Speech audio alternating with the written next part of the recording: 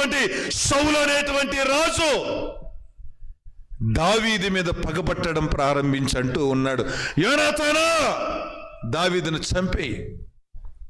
తనతోనే కాదు, తన దగ్గర ఉన్న సేవకులందరినీ పిలిచి చెప్తున్నటువంటి మాట, సౌలు సేవకులారా, దావీదు అనేవాడు భూమి మీద బ్రతకడానికి లేదు, వేసేయండి అని ఎట్లనే సరే. ఇక దావీదును చంపే